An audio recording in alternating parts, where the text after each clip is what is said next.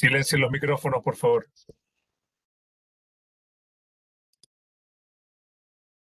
Bueno, pues lo primero de todo, darles a todos las gracias por venir. Bueno, muchos ya saben que este mes estamos de primer aniversario de la Sociedad Iberoamericana de Genealogía e Historia. Por eso tenemos este mes dos charlas, hemos programado dos charlas. La primera ya fue, la dio Alfonso B. Carvarela la semana pasada, y hoy tenemos a Cristian Mujica, que nos va a dar esta charla tan interesante, ¿no? El comercio esclavista entre Buenos Aires, Valparaíso, Lima y sus actores. Cristian Mujica es abogado, se dedica a las leyes, a estas cosas, pero cuando suelta las legislaciones y los expedientes jurídicos, pues se dedica a la genealogía. Entonces es aficionado a la genealogía desde muy joven y bueno, empezó a investigar pues, la genealogía de varias familias chilenas, sobre todo el valle de Aconcagua, y bueno, esto le ha dado pie a bueno, haber publicado, no sé, cerca de 20, o no sé si pasa ya de los 20 artículos sobre distintas familias y también sobre la descendencia de los esclavos allí en Chile, ¿no? Que bueno, es un poco el tema que vamos a tratar hoy. Cristian es también secretario del Instituto Chileno de Investigaciones Genealógicas y bueno, creo que tiene mucha experiencia en esto que nos va a hablar hoy, así que qué mejor que dejarlos con él. Cristian, cuando tú quieras. Perfecto. No sé si ya estoy compartiendo ¿ven mi pantalla? Sí, sí, sí. Perfecto. Bueno, muchas gracias por la invitación a participar en estas charlas y ya me he presentado muy bien Mariano.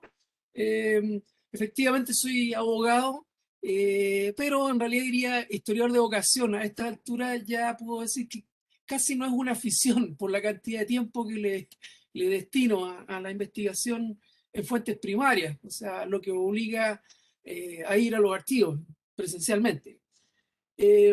Bueno, partí de estas investigaciones mías cuando estaba en la época de la universidad y buscando mis antepasados, revisando registros parroquiales, me llamaba la atención que encontraba referencias a negro esclavo o negro liberto, pardo libre, etc.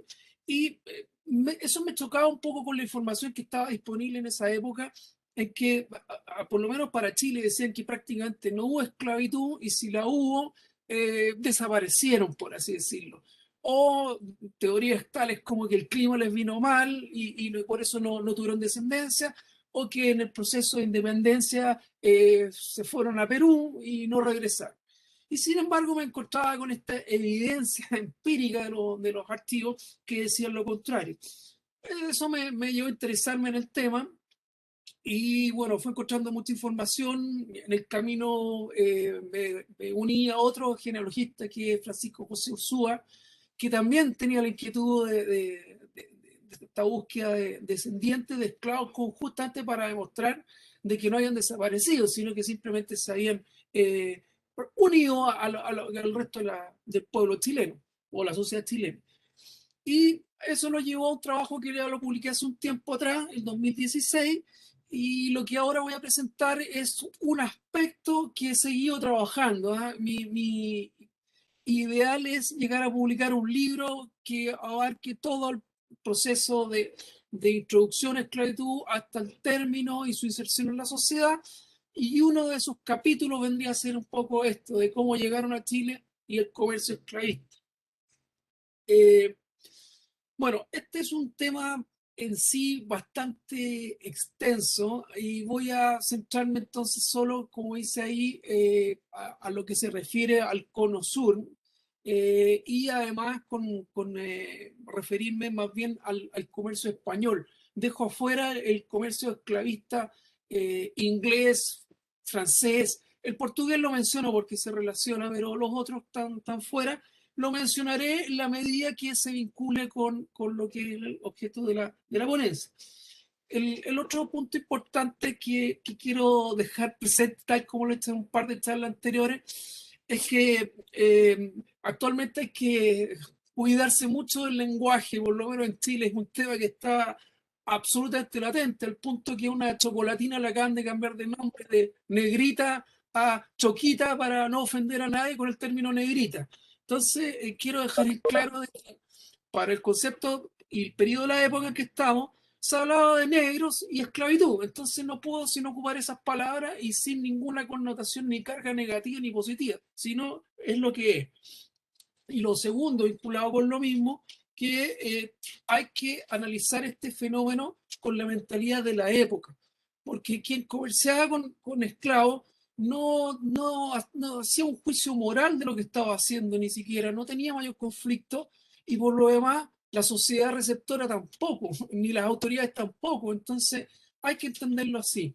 Ahora, en el tiempo se fue evolucionando, quizás no es lo mismo decir hacer comercio esclavista en el siglo XVII que ya hacerlo a principios del siglo XIX, cuando ya empieza el proceso de independencia, ya había pasado la Revolución Francesa, ya había un concepto diferente de lo que era el ser humano. Pero en principio no quiero entrar en esa materia, solo destacar que hay que pensar el comercio esclavista con la mentalidad de la época. Vamos pues entonces con la charla. Lo primero que hay que partir, digamos, diciendo que es hablar de esclavo y esclavitud, porque de aquí surge después el comercio de esto. Y la verdad que el tema de la esclavitud ha acompañado a la humanidad desde la antigüedad. Tal como menciono ahí, existió en los grandes imperios, en Egipto, en Grecia, en Roma. En América tampoco fue desconocido el concepto de la esclavitud, la hubo, como por ejemplo en el caso de los mayas. Por lo tanto, siempre estuvo presente en la historia, por lo menos de Occidente, el tema de la esclavitud. Y por lo tanto no fue raro que se pasara a América esto que ya existía. Solo que quizá la forma en que se usaba la esclavitud en el periodo de la antigüedad y en la baja Edad Media, o la Edad Media fue a una escala diferente de lo que ya sucedió cuando entramos a la conquista de América. De hecho, la mejor prueba de que la esclavitud siempre siguió en Europa es el propio término esclavo, que viene de los eslavos, que eran los pueblos que estaban hacia el oriente de Europa y que por medio del Imperio Otomano los seguían vendiendo como mano de obra barata. Había que comprar el esclavo y después ya tenían la mano de obra gratis. También por el lado de los españoles, los moros siguieron trayendo esclavos.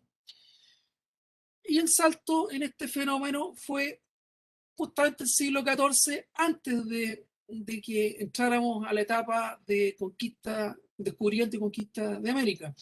Aquí el papel relevante lo tiene Portugal, tal como lo mencionó Enrique el Navegante, es clave en esto. ¿Por qué?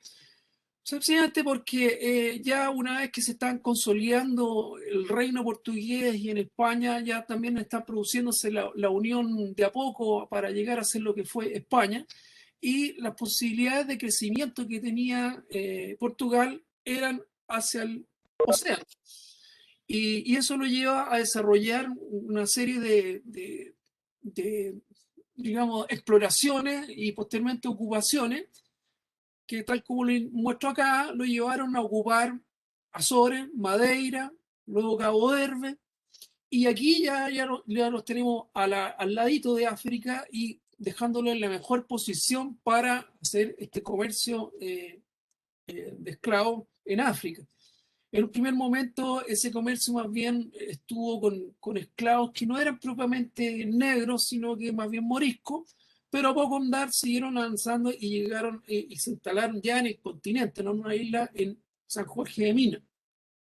Este proceso, que se inició a mediados del siglo XIV, significó la llegada de esclavos tanto a Portugal como a España, primero en grupos no tan grandes, pero ya cuando estamos hablando de 1492, la conquista de América, se estima que ya en esa época Portugal estaba llevando a Portugal y España más de 2.000 por año uno relevante.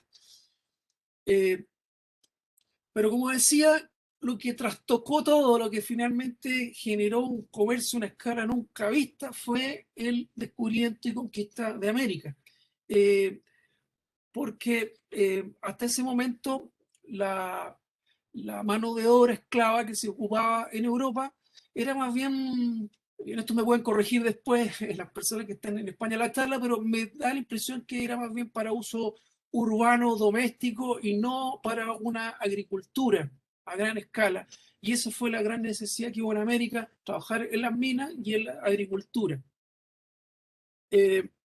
Cuando recién se produce la conquista de América, obviamente se encuentra con una población local que podían echar mano para usarla como mano de obra, pero a poco andar se producen dos fenómenos. Uno, este choque cultural se tradujo también en un choque físico, del cual sobre todo los indígenas de la zona caribeña se encontraron con una serie de enfermedades para las que no estaban habituadas y se produjo una mortandad terrible. Y por otro lado, a poco andar de la descubrimiento de América, empieza una discusión sobre si el indio era o no un súbdito o un ser equivalente. Y finalmente hay un gran defensor que fue Bartolomé de Las Casas, que no fue el único, que estimó que debían ser considerados como una especie de niño chico que necesitaba tener un tutor, pero finalmente humano, tan humano como el resto de los súbditos. Y por eso se propició que si se requería de mano de obra, que se trajeran esclavos. Aquí menciono un texto en que Bartolomé de Las Casas al final se anduvo arrepintiendo, digamos, de propiciar por ayudar a los indígenas americanos, terminó trayendo más esclavitud. Y tal como dice, es que significaba que era, para él era tan injusta como la una como la otra, pero ya era tarde, porque trajeron a esta masa esclava.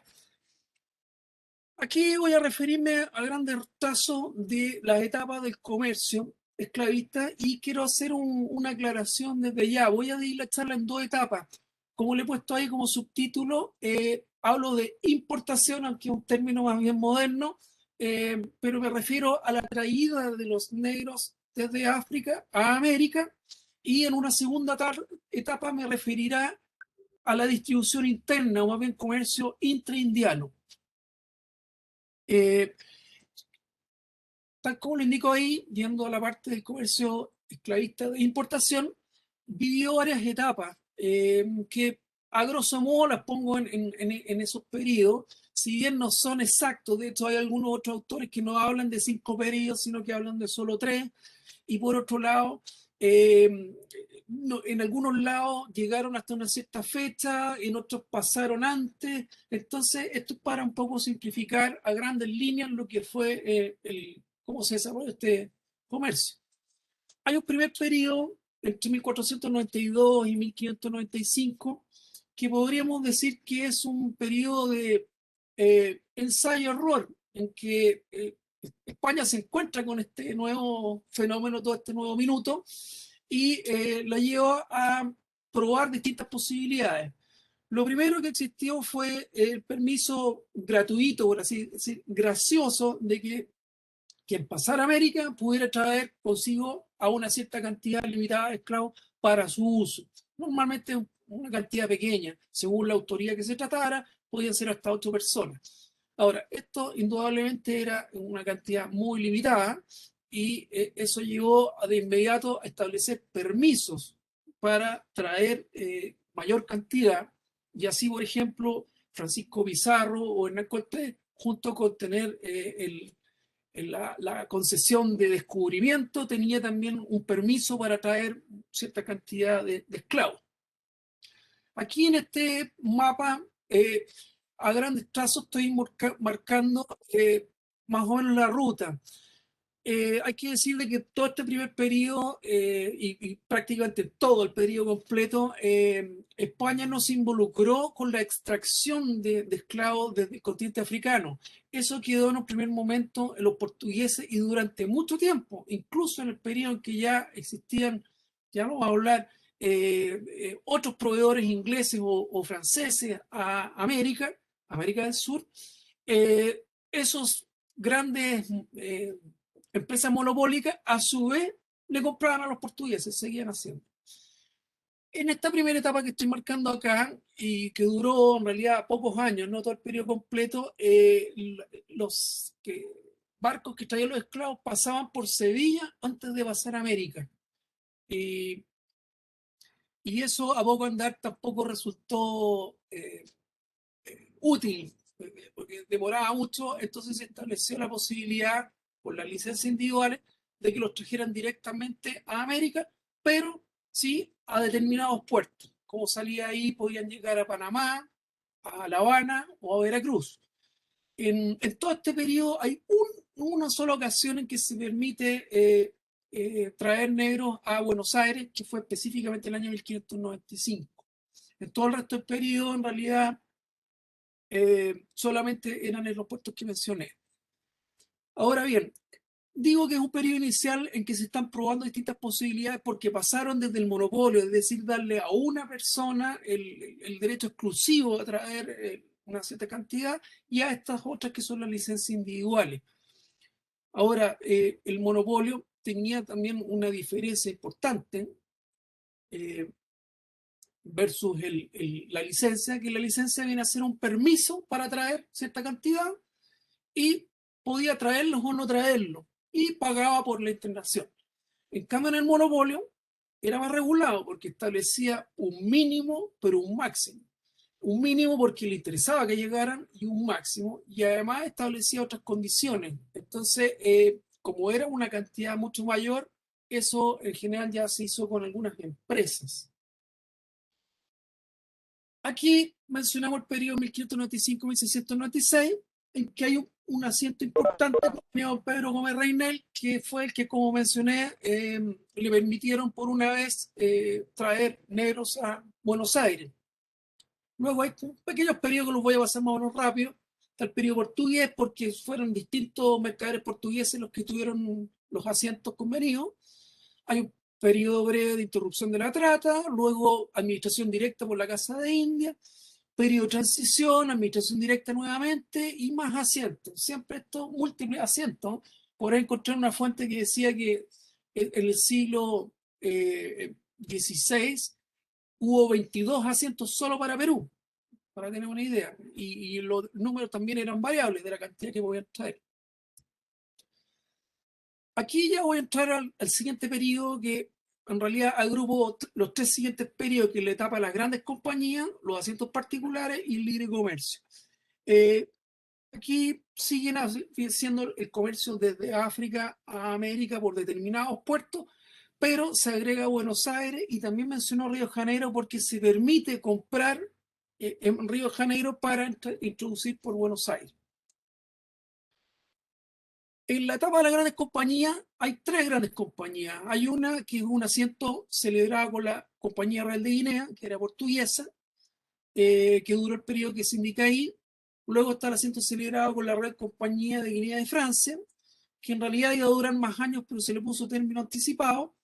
Y finalmente el tercer periodo, que fue el más largo, que es el asiento celebrado con Su Majestad Británica, que transfirió esta concesión, digamos, a la compañía South Sea Company. Todos estos grandes periodos, también hay que decirlo, iban con la corriente de la mano de lo que iba sucediendo en Europa, y los periodos en que había guerra, paz, alianza, que significaba que de repente se suspendían, de repente volvían. Y para lo que concierne a nuestra charla, es importante el tema del asiento británico, que ya no mencionaré. Luego, como mencioné, se declara la guerra con Inglaterra, se pone término al comercio. Si bien el contrato siguió hasta 1750, en realidad de 1744 ya deja de haber internación y se vuelven a los asientos particulares.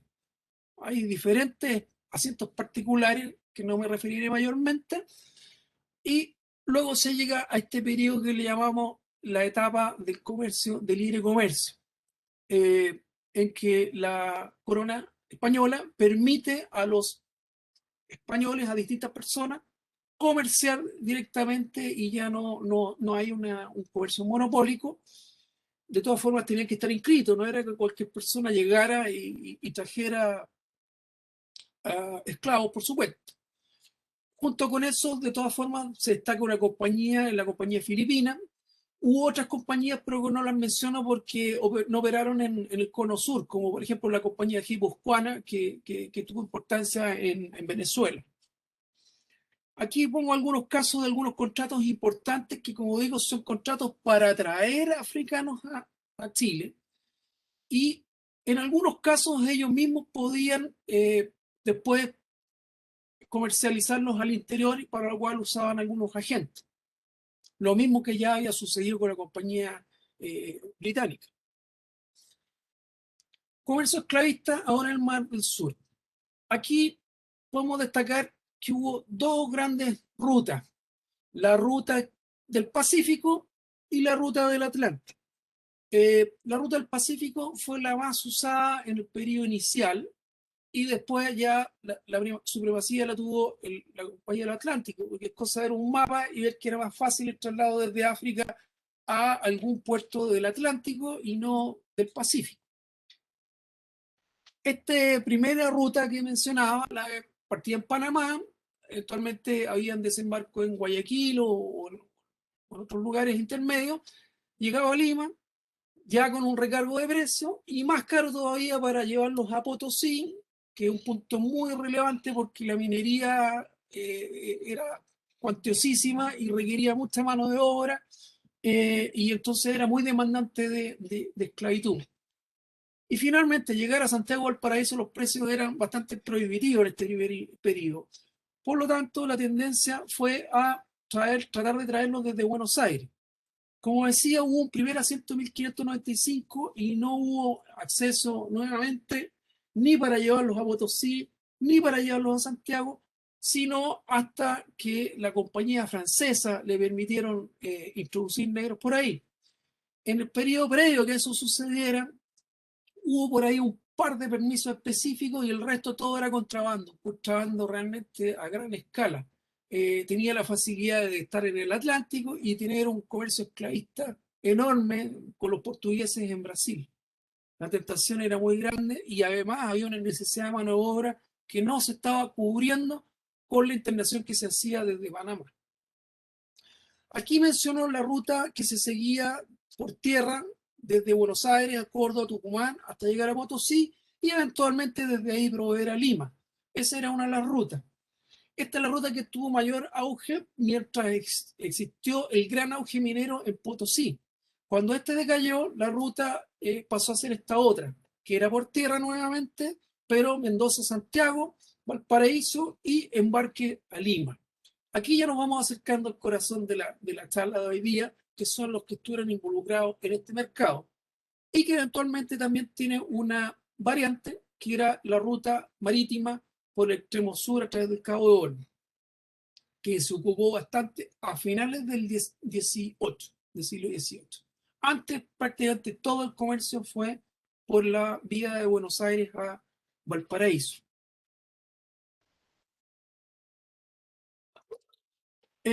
Aquí quiero detener un poco un pequeño ejemplo de lo que era la travesía y también para pensar en la persona del esclavo que llegó a América por esta vía, que su camino, la verdad que partía mucho antes, por eso digo, primera etapa de un largo viaje. Esa etapa partía cuando era capturado inicialmente en la costa africana, pero después hacia el interior.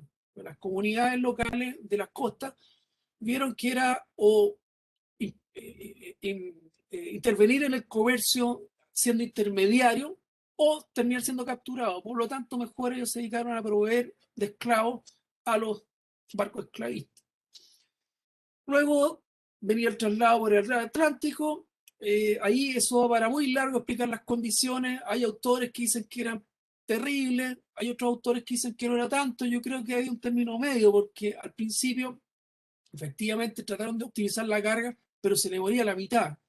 Entonces también había una necesidad de brindar ciertas condiciones para que la carga, o sea, la mano de obra esclava, llegar bien a América, y eso obligó, por ejemplo, a que los bañaran, a mejorarles la alimentación, a que si los tenían en las bodegas los sacaran una vez al día, cubierta, etc. Aquí se puede ver que efectivamente están todos en cubierta en ese barquito. Luego, estos negros traídos a América, según fuera la ruta, podía ser que llegaran directo a Buenos Aires o en realidad llegaran a un puerto brasileño, a Río Janeiro, por ejemplo, y de ahí pasaran a América. Llegados a Buenos Aires, había todo un procedimiento desde verificar que no fuera comercio ilegal, ver los que traían, los permisos que tenían, hacer un examen médico, tenerlos en cuarentena si venían con alguna enfermedad como viruela. También estaba el tema del marcaje, hacerles una marca, que al final del periodo se prohibió, pero si no, antes le ponían una marca con fierro, con hierro. Y cumplido todos los trámites, ya podía iniciarse la etapa de internación. Con esa etapa cumplida, venían ya la etapa que había que gestionar el que los trasladaran hacia Chile, y de aquí, en Chile, que fueran destinados al mercado local o gestionar que fueran reembarcados en Valparaíso para llevarlos a Lima. Este era un periodo que podía durar fácilmente un par de meses, entre que llegaran a Buenos Aires, armar la expedición, contratar a la gente, contratar los alimentos, darles vestuario. Incluso cuando cruzaban la cordillera tenían que darle vestuario más grueso, proveerlos de alimentos y llegar al puerto del Paraíso, y nuevamente aquí hay una detención hasta conseguir los barcos que los permitieran llevarlos a Perú. En este comercio voy a detenerme en dos etapas. Una, el periodo inglés, y luego el periodo ya de libre comercio.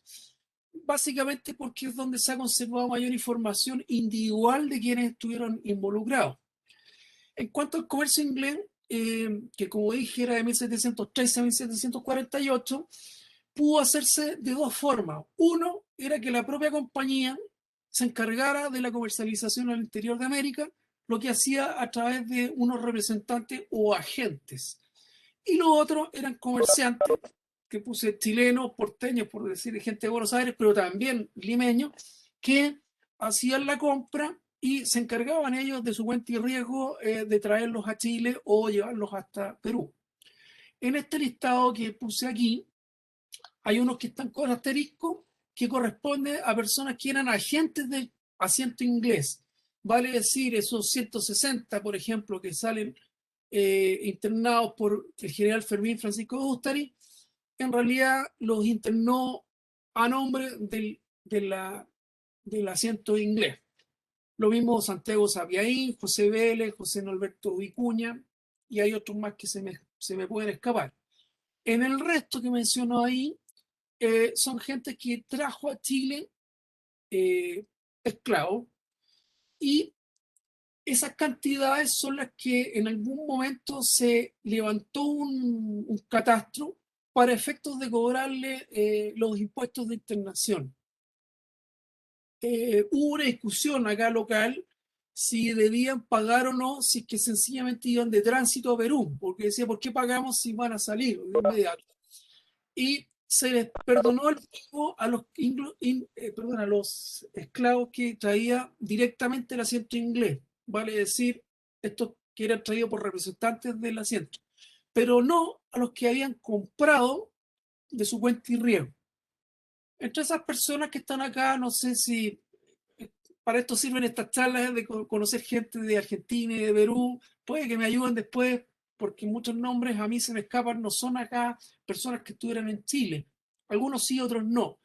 Sé, por ejemplo, por algún reclamo que hizo Francisco Suero, que era un vecino de Arequipa, en que se vio realmente complicado, entiendo que cayó hasta en la quiebra cuando tuvo que pagar lo que no había pagado durante un periodo largo en traer esclavos. Manuel Escalante era mendocino, según lo que entiendo. José Montes García era vecino de acá de Santiago, lo mismo que Pedro Erazo y Martín del Trigo. Adrián Pedro Barnes estaba en Buenos Aires. Hay otros que no tengo mayor información. Luego, en el periodo que le llamamos de libre comercio, destacan varios comerciantes que se dedicaron a este tráfico, aunque mi impresión, y desde ya lo dejo aclarado, me parece que era con una más de las mercancías. Creo que es difícil hablar de alguno cuya actividad única y exclusiva fuera el mercado esclavista, sino que se dedicaban al comercio en general, eran comerciantes y vieron que esta era una beta buena de seguir, pero que no eran únicamente esclavistas. Aquí destaco a algunas personas que menciono ahí, porque de alguna forma sus familiares después tuvieron destacada participación en América, en la independencia, como Casimiro Francisco Necochea o José Antonio Lavalle. José Antonio Lavalle me voy a tener un segundo. Su familia se dividió, por así decir, en dos ramas, como lo deben saber bien los amigos argentinos y peruanos, uno en Perú y otro en Argentina, en Buenos Aires.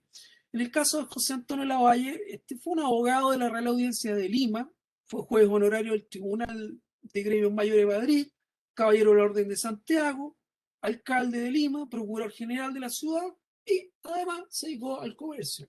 Y fue premiado con un título nobiliario que fue el primer conde de Premio Real. Pues bien, él tuvo un comercio activo y fue uno de los mayores importadores de esclavos a Lima.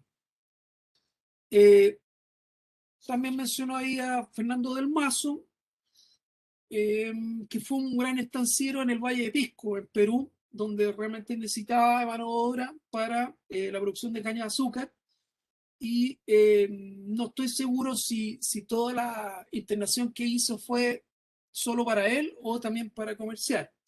En todo caso, hay una referencia de que cuando el ejército patriota en 1820 toma posesión de su estancia en Pisco, había 1.500 esclavos, que era un número altísimo. ¿Quién más? Diego de la Piedra era un comerciante español que estuvo radicado en Lima, cuyo padre tuvo una casa comercial que dirigió desde España y con ramificaciones con otros parientes que le facilitaban su comercio indiano. Bernardo Gianetti era otro español natural de Cádiz que estuvo radicado en Santiago de Chile y que hacía, por así decir, de puente entre el comercio y los que contrataban en Buenos Aires para hacer llegar la producción, para decirle mano de obra esclava, a Perú.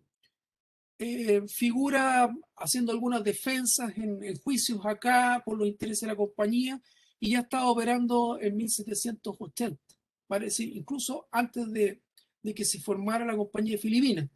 Y aparece como agente de la compañía de Filipinas, que fue una de las que tuvo asiento en este periodo, en 1785. Aquí tengo una tabla en que pongo detalles de exportación que he podido recabar a partir de justamente de fuentes documentales que se conservan en Chile, en que indico la cantidad de negros que pasaron a Perú, que venían de Buenos Aires, por cierto, y el número de operaciones involucradas. ¿Qué quiero decir con esto? Que, por ejemplo, Francisco Hueras aparece con 236 esclavos, pero eso lo hizo en 7 operaciones. En el caso de Pedro Nolasco Chopitea, exportó a Perú 93 esclavos en 2 operaciones. José Ramírez tiene 28 operaciones, el que más operaciones tiene en el periodo.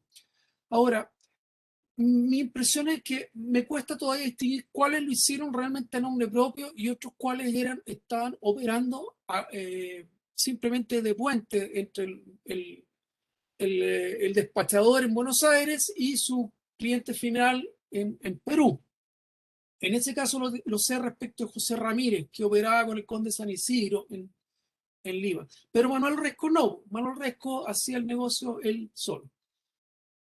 Lo otro que menciono acá, que es abajo, no sé si lo alcanzan a ver, que dice de total traído por mar y por tierra.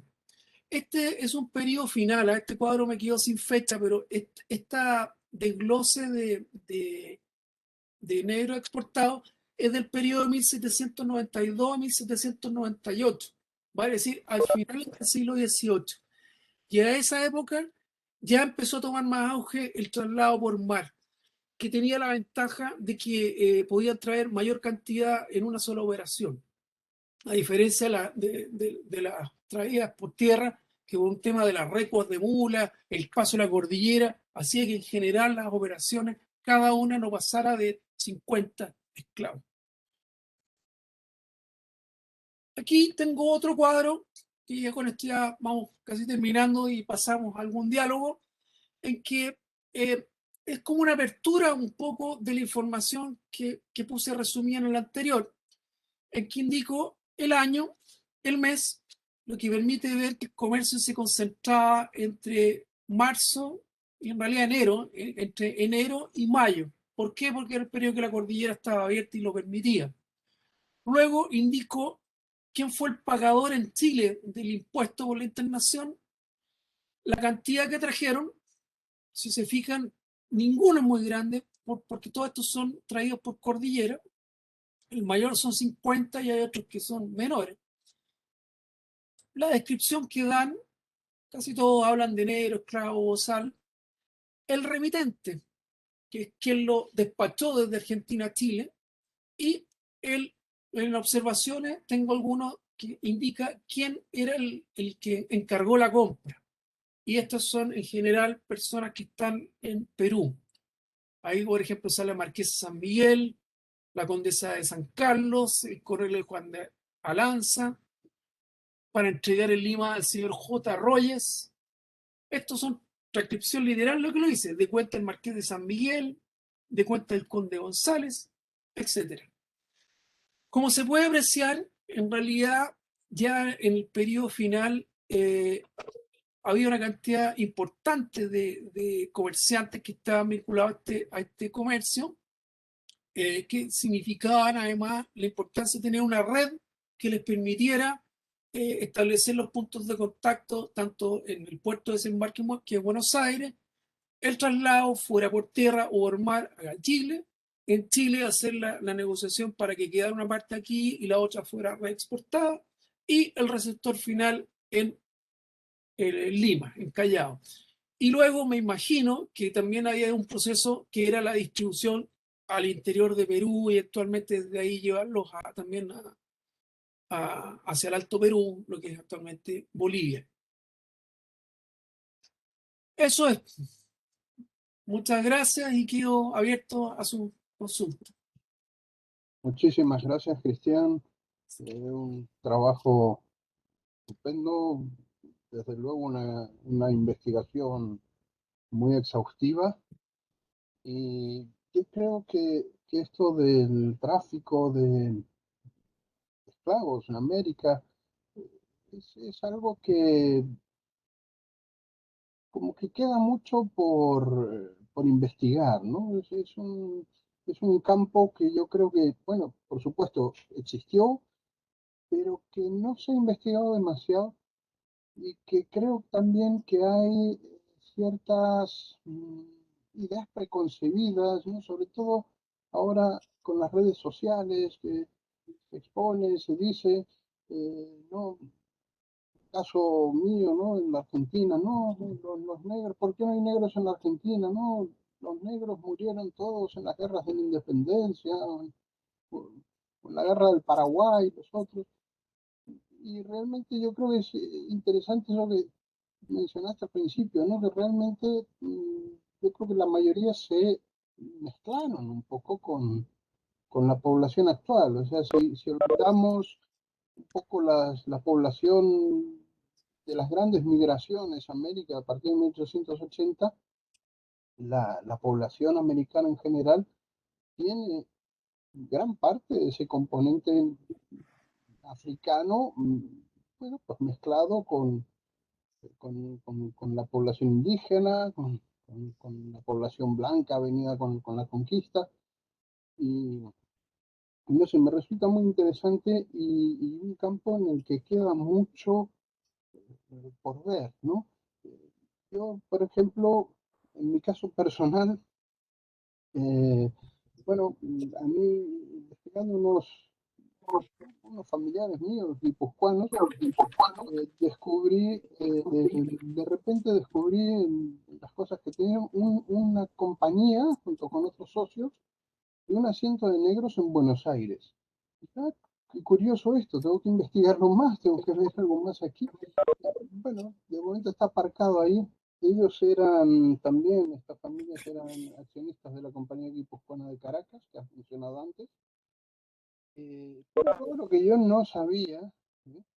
No tenía la menor idea, aunque no escapa porque eran comerciantes y al fin y al cabo los esclavos era un comercio más en aquella época.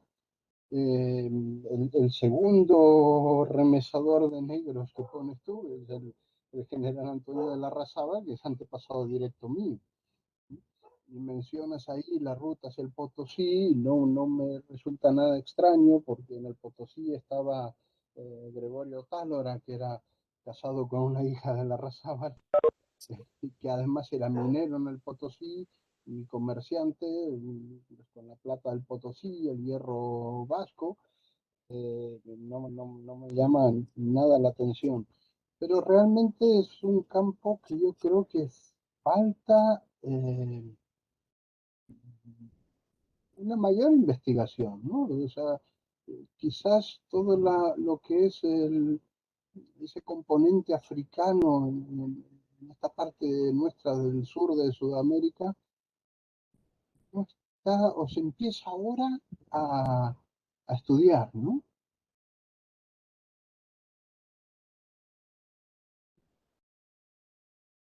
Sí, sí, desde luego que falta este estudio y lo otro que es bien importante que falta que nos comuniquemos más los que estamos estudiando en un lado o el otro, porque sobre todo en el caso de este comercio, eh, hay cierta documentación que se ha conservado en un lado y en el otro, y a veces pequeñas diferencias que habría que pulirlas conversando. Por ejemplo, hay un trabajo que hizo Cristina Ana Maceo en Perú, y que establece una lista de esclavos que llegaron al Callao, más o menos en la misma época en que la estudio yo, y las cifras no coinciden.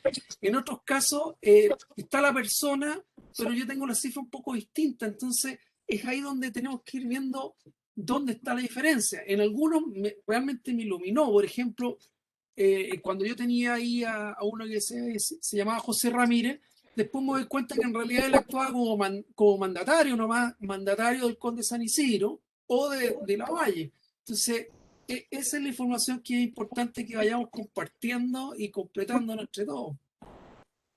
Claro. Ahora, yendo propiamente a lo genealógico, porque este es un foro ligado a eso, indudablemente nos falta bastante todavía, porque es un tema que despierta recelo.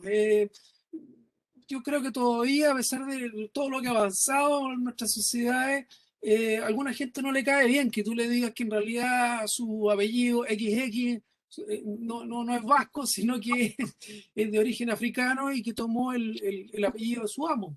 Entonces, Claro. hay que manejarlo con cuidado eso. Pero se está avanzando, ¿ah? Se está avanzando. Y por cierto, yo tengo algunas líneas que pasan de Chile a Argentina de descendientes de esclavos. Así que estamos ahí abiertos para compartir la información que lo requiera. Abrimos el turno de preguntas. Enhorabuena, Cristian, por la ponencia. Ha sido estupenda, muy didáctica. Y nada, cualquiera que quiera intervenir, que quiera hacer alguna pregunta a nuestro ponente, por favor, sabéis que con levantar la mano o directamente cuando haya un silencio lanzar la pregunta o a través del chat. Muchas gracias. Cristian, yo tengo una pregunta cortita. ¿Qué quiere decir negrito bozal? ¿Qué es el bozal? ¿Qué quiere decir eso? Me intrigó. Quiere decir el que viene directo de África y viene del nombre bozal porque en algún momento les ponían un bozal. Entonces ahí viene la expresión bozal. De otras formas hablan de criollo o si es que ya habla el idioma español, acá decía ladino, pero bozal quiere decir que viene directo de África.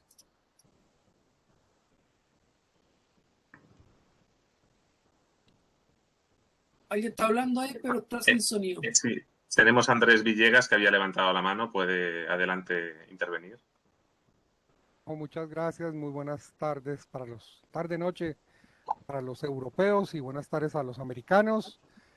Cristian, te quiero felicitar, qué exposición tan maravillosa, es un tema que como bien dices tú, no es fácil de manejar, es un tema todavía mítico, tabú, poca información, un poco dispersa, pero anecdótica, toda la que tú no te alcanzas a imaginar. Yo te quiero compartir que claramente como nos pasó a la inmensa mayoría, yo soy descendiente de un español, un Villegas, que llegó aquí a América, fue dueño de unos esclavos y él no solo los libertó muchísimo antes de que hubiera libertad de esclavos por constitución acá en Colombia, sino que además, como bien lo comentó hace alguien un ratico, no sé si fue Mariano o alguien, o tú mismo, Cristian, el negro que fue liberado por mi ancestro adoptó el apellido y mi ancestro se llama Felipe de Villegas y Córdoba y su esclavo se llamaba Felipe Villegas en honor a su ancestro. Y te quiero contar otra anécdota aún más interesante. Un hijo de este Felipe de Villegas y Córdoba se fue a la costa nuestra pacífica acá en Colombia, que da contra un gran departamento que en el 90% es selvático, cuando no es sierra, o sea, es una montaña, es una parte de la cordillera occidental de los Andes, y entonces que se llama el Chocó. Y en el Chocó quedaron unos reductos indígenas y negros muy fuertes, y uno de estos Villegas fundó un pueblo que para nosotros es un pueblo turístico maravilloso porque hay avistamiento de ballenas jorobadas y tal. Y ese pueblo que fue fundado por este Villegas, los negros que fueron con él se apellidaron Villegas. Entonces yo tengo, tengo muy bien trazado, digamos que ahí, ese es un tema que es bastante lindo, es bastante interesante. Ojalá se vayan terminando rápidamente todos estos tabúes y todas estas cosas y podamos además, como bien dijiste tú, Cristian, aunar esfuerzos para unificar cifras, criterios, bueno, realmente cuántos eran, ¿no? Ahora hay ahí, como bien dijiste tú, unas tasas de pérdida neta muy altas, pues venían 200 y llegaban 100. Eso es un tema que es bastante complejo y ese registro es bien complejo, pero muchas felicitaciones. Qué tema tan interesante. Gracias. Angélica García pregunta a través del chat que si las líneas que han pasado de Chile a la Argentina tienen el apellido Rivero. No sé si se refiere a alguna línea que sea de origen, en este caso por migración esclavista o no. No, mira, yo he seguido, no es Rivero, he seguido unas líneas puntuales, la verdad. Hay uno que es un apellido muy conocido acá en Chile, de la clase alta chilena, que es Gabriel Larraín, y hay unos Larraín que se van a Argentina y están allá. Después hay otra que se me está yendo en este momento, pero va con un apellido ya, creo que inglés. Tengo los datos ahí. Hay unos Arenas y no se me está yendo ahora. Tendré que buscarlo, pero hay un par de líneas que tengo. Hay una en particular que he seguido, que es de la raíz, porque he logrado, colgándome trabajo ya publicado, disponible en internet, llegar hasta el presente. Así que eso.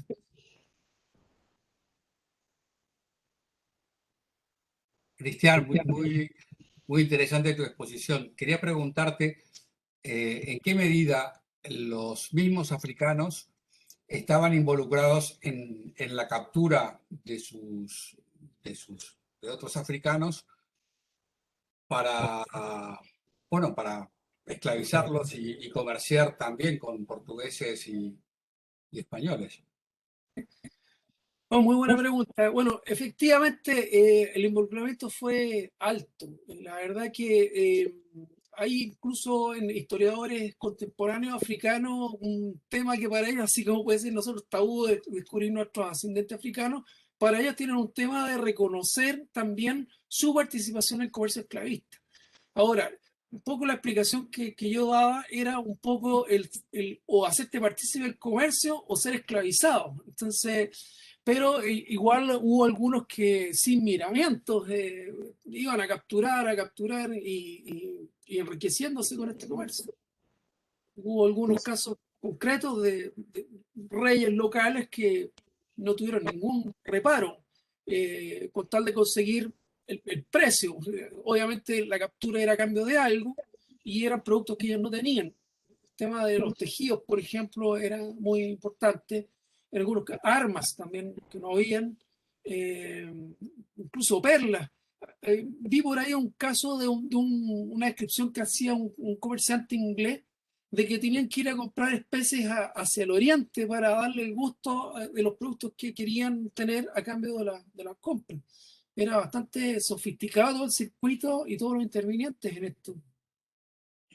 Pero como tenías la duda, efectivamente fue así. Sobre todo los pueblos locales, más a las orillas, digamos, del océano, fueron los que intervenían capturando hacia el interior. Pero eso mismo se fue replicando a poco hacia adentro. Ya no era al pueblo de al lado, sino que estaba en una especie de red comercial e iban más hacia el interior a esa búsqueda. Y significaba que además tenían que tener la logística para traer los prisioneros hasta la costa al momento de ser embarcados. Yo hacer un pequeño inciso, Juanjo, si me lo permites, Sí, sí. sobre todo para quienes se incorporan hoy por primera vez a estas charlas. Pedimos el turno por el chat o levantamos la mano, pero podemos hacer la pregunta de viva voz, activar el micrófono y hacerla de viva voz sin ningún problema. A este respecto, estaba esperando a Daniel Stewart por si quiere lanzar la pregunta o la leemos por él. Mi pregunta era si los comerciantes podían vender piezas en el camino. Como si llega a una hacienda, podía vender un esclavo. Y si es que pudieran, ¿cómo puede documentarlo? Te diría que, tal como dije en algún momento, hubo una primera etapa, sobre todo, en que fue celosa de que no ingresaran a América. Por lo tanto, el comercio era hasta el puerto. Y de ahí venía la siguiente etapa, que era venta. Y luego ya eso se va liberalizando y les permiten hacer la venta al interior. Y esa venta quedaba entregada al criterio del comerciante o del asentista de dónde efectuar la venta. En el caso de los que traían desde Buenos Aires hacia el interior, indudablemente iban dejando algunos en el camino. Es cosa de ver que en Cuyo hay una población importante de esclavos, porque lo iban dejando en el camino o vendiendo ahí.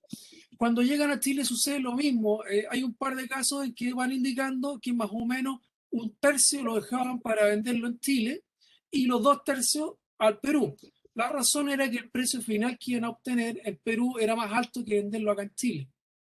Ahora, en lo que yo he visto, para el caso concreto de Chile, es que la venta la hacían en Santiago. Y yo he visto muchas escrituras en que venía alguien de afuera de Santiago a comprar el negro. Entonces va diciendo, yo, natural de Maule, vengo y compro el esclavo. O quizás los únicos que compraban directamente porque se colgaban de la ruta que iba hacia Potosí eran de gente del corregimiento de Coquimbo, que ahí había una entrada directa desde Argentina a Chile por Coquimbo.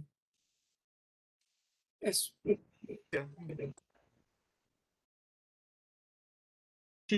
Una pregunta, ¿existía algún lugar geográfico, algún mercado de esclavos en Santiago mismo? ¿O en Buenos Aires había un lugar geográfico? ¿En Santiago existía lo mismo? Sí, yo no he encontrado documentación específica que me corrobore el lugar exacto, pero desde historiadores del siglo XIX, Vicuña Maquena menciona un lugar que había a un par de cuadras de la Plaza Mayor, de la Plaza de Armas de Santiago, hacia el poniente. Yo entiendo que sí fue ahí el lugar donde se acopiaban para su venta, y también se habla de Quillota para distribuir los que se quedaban acá para el comercio local, de los que iban al puerto del Paraíso, donde habían barracas, cuyo lugar específico no lo tengo detectado, y que eran destinados a la exportación a Perú. Pero aquí sí, sí lo había, solo que lamentablemente se fue perdiendo un poco la memoria, como pudo haber quedado en Buenos Aires, que entiendo que el sector del Retiro, o lo que era La Boca, también hay en lugares de acopio de negro. Acá en Chile había un lugar, como digo, pero no se ha conservado la memoria. También tenía una pregunta a Armando, que la ha hecho a través del chat. Si es tan amable de formularla de viva voz, le invitamos a ello.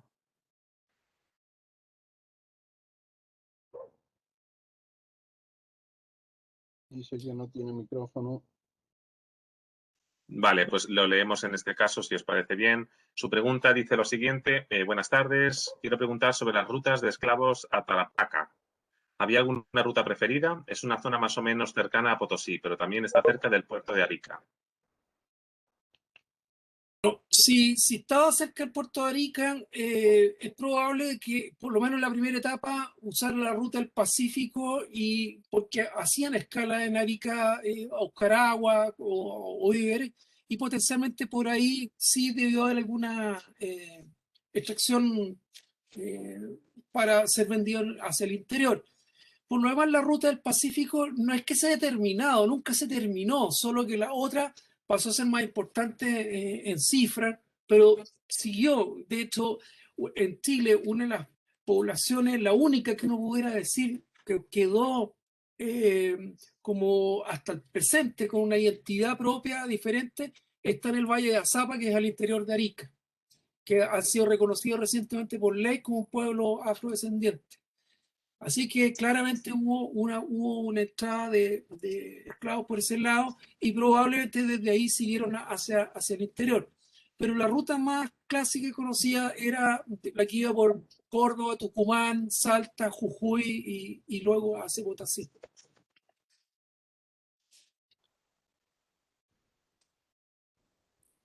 Muchas gracias, dice Armando.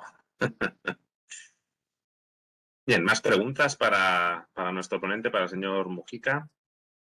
Hay una cosa Adelante, interesante, Camilo. hay una cosa interesante, y es la participación del gobierno holandés, concretamente de Ámsterdam, a través de la Compañía de Indias Orientales y a través de la Compañía de Indias Occidentales, que tenían factores en Curazao que hacían el comercio de negro por todo el Caribe. Yo tengo mi 10º tío abuelo, llamémoslo así, que era factor de la Compañía de Indias Occidentales, fue detenido en Cartagena hacia 1730 y 40. Fue el primer señor que llegó a Colombia. Se salvó de la Inquisición por el gobierno holandés. O sea, se salvó de que lo quemaran vivo por el gobierno holandés. Lo reclamó, es interesante porque ese proceso está en los archivos de Ámsterdam. Pero esa participación de Holanda en el comercio de esclavos fue interesante. Interesante, no, importante.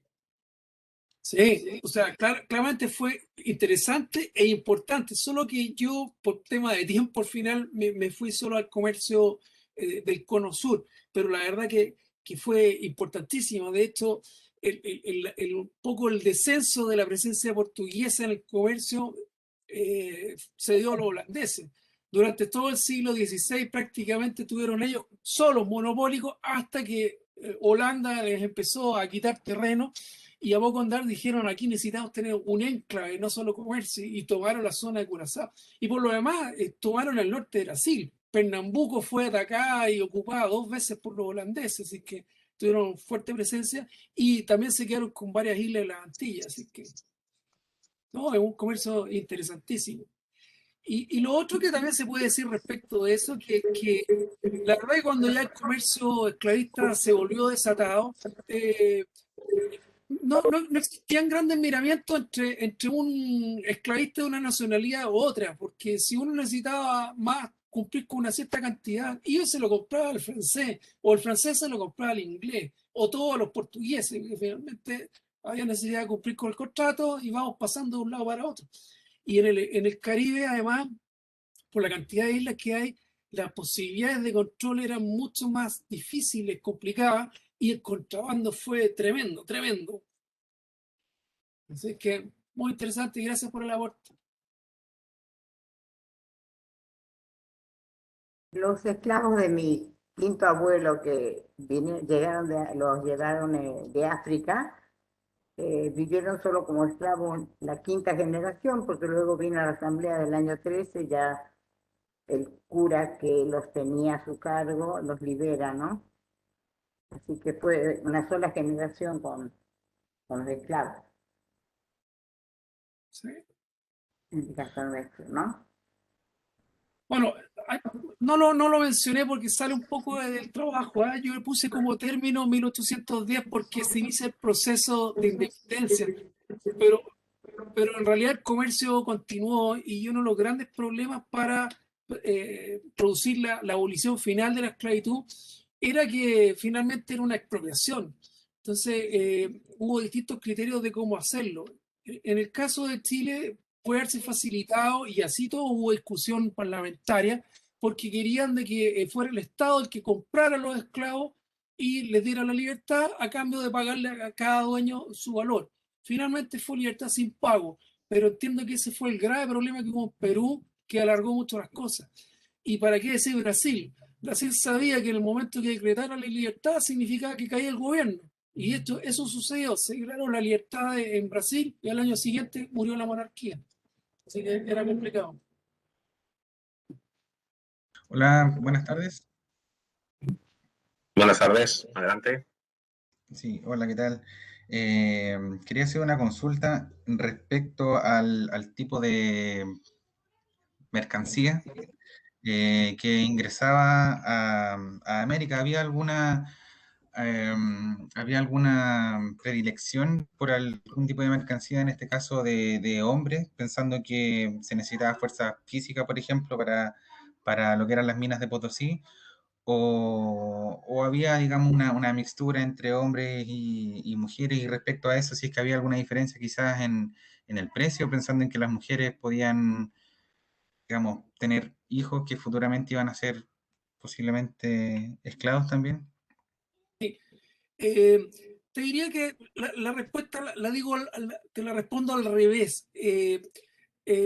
La única precaución que tuvo la corona española al ingreso de esclavos a América Hispana, fue que no le vinieran, por así decir, como decimos en Chile, a revolver el gallinero, no meter ideas extrañas. Por lo tanto, lo que sí dejaron fuera eran a los esclavos que fueran de origen musulmán, porque ellos tenían una fe muy marcada y podían potencialmente contaminar incluso a los indígenas americanos. Entonces, ellos decían, no pueden traer esclavos moriscos.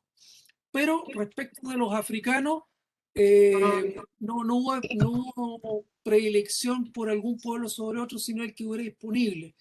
Ahora, en cuanto al tipo de esclavo a traer, para los trabajos, indudablemente se prefería al que estuviera en su mejor apogeo físico, vale decir, entre los, no sé, 16 o 18 años hasta 30. Por los precios se ve que son los que tienen mayor precio. En el caso de un niño, existía la probabilidad, como cualquier niño en la época colonial, que no llegara adulto, por lo tanto era un riesgo mayor comprarlo y el valor era bajo. Y si era viejo ya no tenía las condiciones físicas para hacer un trabajo muy duro. En el caso de las mujeres, la que estaban en época fértil sí tenía un valor mayor porque podía justamente tener mucha descendencia. Y yo he visto acá en documentación local de Chile, en algunos casos, de que fue un negocio redondo, porque compraron una negra y después, o dicen, recibí en dote por mi mujer una negra y ahora tengo 7 esclavos. Así que era importante eso. Pero yo, Cristian, no sé, tú me corregirás, pero en general lo que, no sé, la impresión que yo tengo es que no, al menos en la parte sur de Sudamérica, ¿no? En la Argentina, Chile, Perú, tanto Perú, no había, quizás, hombre, evidentemente sí que se habrán dado casos, pero como decía Daniel Correa, ¿no? Pero que no había tanto esclavo nacido de hijas esclavas de aquí, sino más bien una importación. ¿Es correcto esto o no? Prefiero hablar respecto del caso de Chile porque es el que más he estudiado, pero aquí hubo una cantidad importante de esclavitud y cantidad, por así decirlo, en peso demográfico también relevante. En forma dispareja, dependiendo de la localidad. Hubo lugares donde prácticamente no hubo esclavitud, porque había otra mano de obra que es posible de echar mano, como en la zona sur de Chile, donde existía una población indígena importante y no fue necesario esta mano de obra africana. En cambio, más al norte, hay localidades de la cuarta región de Chile, que vale decir La Serena, Coquimbo, esa zona del corregimiento en la época colonial, que hay lugares en un censo que se hizo en 1778 en que el 40% de la población era indio o mulato, perdón, negro o mulato. Entonces, Pero ¿sí? a lo mejor no me he explicado bien, pero lo que yo me refiero es que dentro de los esclavos Sí. no hay tantos nacidos en América, hijos de esclavas, como importados directamente de África. Ah, ya.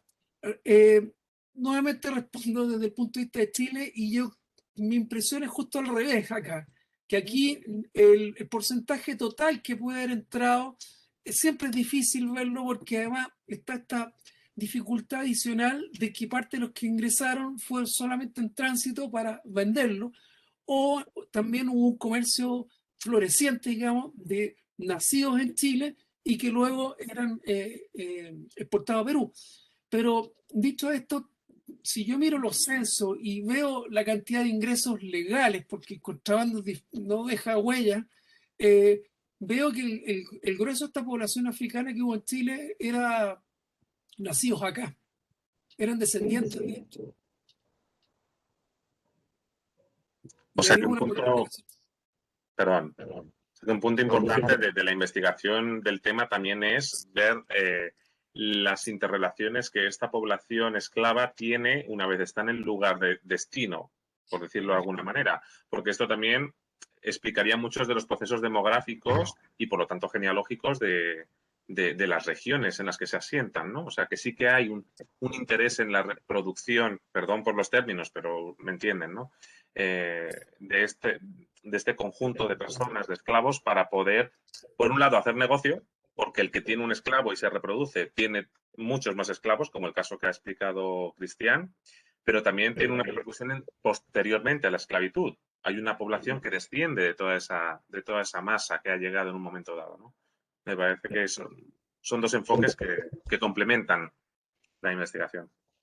Y justamente como decía, perdón, una persona Villegas ahí, creo, no, alguien Sí, que era de Colombia, que mencionaba esos pueblos costeros en Chocó, claramente ahí la población fue creciendo en base a descendientes de los que se instalaron inicialmente y no por traída desde fuera de América. Así que hay un crecimiento demográfico interno importante en la población de origen africano. Creo que nuestra compañera Elizabeth había levantado la mano, perdón. Tienes que activar el micrófono, eso es. Gracias, Elizabeth. Gracias, Cristian, por toda la información que nos has brindado. Y mi pregunta, me sentí muy identificada contigo en el momento en que tú leías todas las partidas y decía negro, esclavo de no sé quién y demás.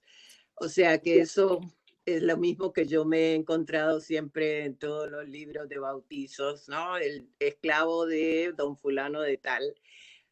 Hay en Chile también sucedió, esos esclavos llevaron luego el apellido de los dueños.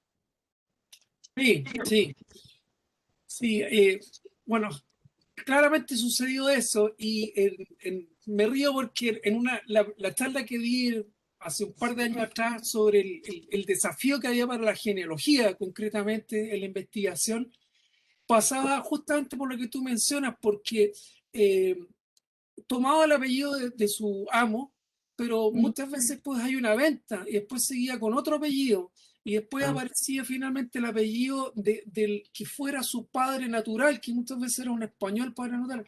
y hay algunos casos en que armando por distintas fuentes, por testamentos, por los matrimonios y qué sé yo, uno se da cuenta que la misma persona en su vida ocupó 3 apellidos diferentes. Ajá.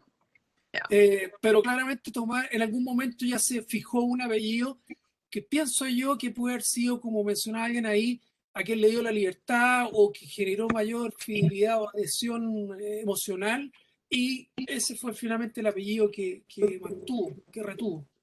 Y hay otra curiosidad, y es que viendo los esclavos que se radicaron en los Estados Unidos, es como que acá hubiesen contraído ellos algún tipo de apellido africano. Sin embargo, yo, por ejemplo, en los que investigados en Colombia, jamás encuentro sino un apellido muy español en ellos.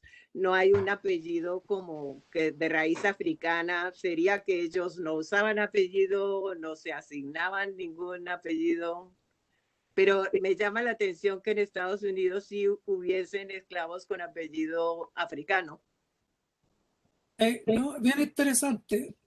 Aquí yo lo que he visto nomás es que, bueno, esto además pasa como en la primera generación del esclavo que venía de África, que a veces le ponen negro Congo, negro Angola, cosas así, pero a la siguiente generación ya son negro esclavo de Don y luego ya usa un apellido hispano. Sí, pero nunca encontré uno que tuviera apellido distinto. Yo tampoco. Gracias. Perdón, ha levantado la mano nuestro compañero Andrés y creo que también Mariano Cabral. Vamos, y luego Josefina, en ese orden, por favor. Gracias, Juanjo. No me demoro nada, es muy sencillo, tanto para Elizabeth como para Cristian. Mira que aquí en Colombia hay un libro muy interesante y tiene todos los apellidos, y aquí en Colombia subsisten Mina, Lucumí y varios que tienen la explicación clara de qué región o de qué zona provenían, y muchos son por el sitio por el que vienen o por la etnia a la que pertenecieron. Pero sí, pero eso sí he encontrado, o sea, negro Angola, negro tal, o sea, como de sitio lo describe, digamos, el que bautiza en ese momento. Pero después no sé si siguieron usando, por ejemplo, apellido Angola. Acá, como te cuento, sí, aquí hay Lucumí, es unas regiones de África y sigue siendo un apellido muy común entre las negritudes acá en Colombia. Y Mina, ustedes conocen a nuestro gran jugador Jerry Mina, que es una figura en Europa, y acá en Colombia él viene de una población, y además su etnia es de esas de África que son muy altas, y él es un hombre de casi 2 metros de altura, que no es muy común en la estatura de los colombianos en general. Él es un hombre puro negro y se llama Jerry Mina, y su apellido Mina es apellido puro indígena, puro por propio africano, mejor dicho. Adelante Mariano y después Josefina. Mariano Cabral. Alvarado Cabral. Perdón, Alvarado Cabral. Mira, yo voy investigando a un antepasado mío que era Mateo Leal de Ayala. Encontré un artículo en el historiador.com.ar que ahora mismo después lo voy a compartir. Pues resulta de que Diego de la Vega, en compañía de su pariente Diego de León, Juan de Vergara, el capitán Mateo Leal de Ayala y el tesorero, que era tesorero de la Hacienda Real, Simón de Valdés, idearon una organización conocida como el Cuadrilátero, que se transformaría en la banda de contrabandistas más grandes de toda la América española. Dice que lo que no es poca cosa, dice. El objeto de esta sociedad era precisamente ejercer este lucrativo tráfico clandestino. En algo más de 3 años introdujeron alrededor de 4.000 piezas, como los negros llamaban a los hombres, mujeres y niños capturados en África para explotarlos en América. Bueno, esto es un artículo de Felipe Piña, que no es santo de mi devoción, pero bueno. Dice, obteniendo una ganancia de más de 2 millones de ducados. Sus maniobras se ajustaban a la norma que disponía que todo contrabando requisado debía ser rematado de inmediato. Cumpliendo religiosamente con tal requisito, en cuanto llegaba un contrabando, los miembros de la pandilla se encargaban de denunciarlo, de manera que enseguida los negros se ponían a la venta pública. Ninguna oferta podía sobrepasar el precio básico de la ley, unos 100 pesos de plata, y el que hacía una oferta que lo sobrepasara, si no era de la banda, perdía la plata y hasta la vida, dice. Los desdichados negros eran vendidos luego en Potosí por varias veces la suma que habían pagado los delincuentes, dice. Los confederados no descuidaron tampoco otros aspectos legales y enviaron a España al brillante abogado Antonio de León Pinelo para cerciorarse de que estaban actuando dentro de la ley. Pinelo confirmó desde Madrid que todo era legal. Dice, el encargado de organizar estas subastas, a las que Vergara y sus socios comenzaron a llamar contrabando ejemplar, era el tesorero real Simón de Valdés.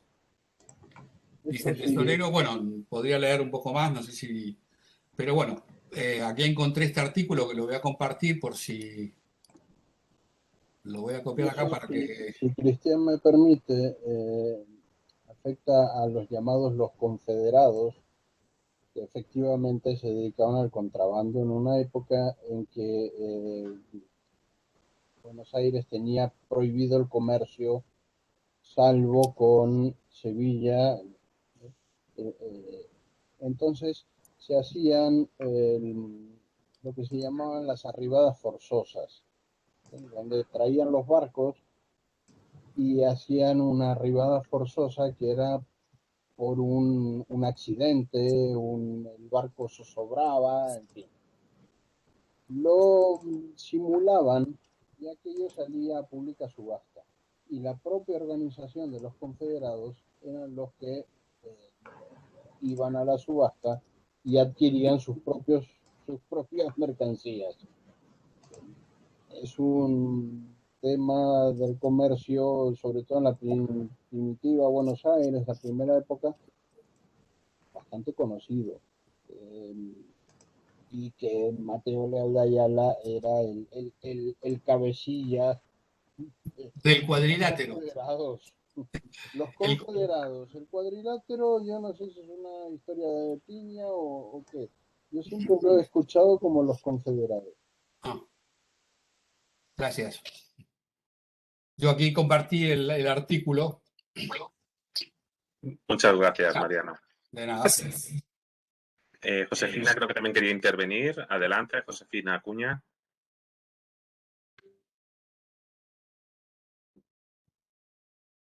¿Se enmudeció? Ahora, no, estaba sin micrófono. No, dos cosas muy cortitas una que me quedaron por decir. Primero felicitarlos, Cristian, por la excelente charla. Y otra comentarles que los únicos esclavos que existieron en Catamarca, bueno, los cinco esclavos que trajo mi abuelo, mi quinto abuelo, no hubo más esclavos, ¿no? Catamarca. Esta provincia donde... Era tu quinto abuelo? Mi quinto abuelo. ¿Pero quién? ¿Quién era? Francisco de Acuña. Francisco de Acuña. Nada más. Eso. Muchas gracias, Josefina. Sí. ¿Más preguntas en relación al tema de hoy, de esta segunda charla del mes de julio? Adelante. Quiero hacer dos comentarios. Uno respecto a lo que estaban hablando de los apellidos, que seguramente Cristian también tiene alguna noción. Yo le estoy haciendo seguimiento al apellido Casangas. Casanga está repartido en varias partes de América y corresponde a un lugar, creo que de Nigeria o de Angola. Y ya estoy, o sea, llegué a un negro en Potosí, tengo un tramo y después un tramo de 3 generaciones que no pueden palmar con una familia de La Serena. Así que, por si acaso, Cristian tiene ese nombre por ahí dando vuelta por si sirve de algo. Y lo otro, un comentario muy breve, que por mucho que la gente quisiera negar sus orígenes afro, que sabemos ya que lo hemos visto, nosotros mismos nos ha tocado con gente que no acepta tener un apellido importante, pero de origen de esclavo. El promedio chileno en respecto al ADN, por lo menos, Chile tiene un promedio quizás más bajo que otras partes. El ADN promedio, el ADN de un chileno promedio es 3% africano.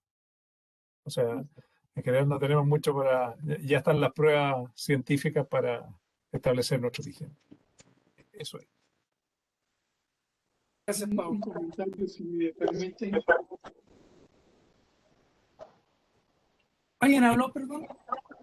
Me parece que José, ¿no? Pepe Suárez. Creo que es Roxana. Ah. Roxana, prueba a hablarnos ahora, que tienes el micrófono abierto, pero se te oye muy mal.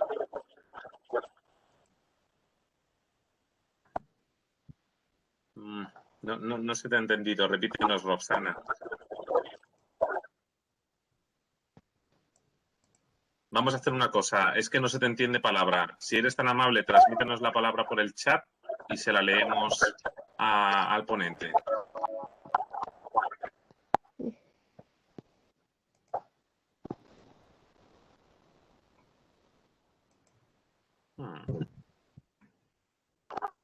Bueno, mientras Roxana nos escribe la pregunta, ¿alguien tenía alguna cuestión más para Cristian? No, yo quería hacer un comentario. Adelante. Bueno, Uruguay saben que tenemos...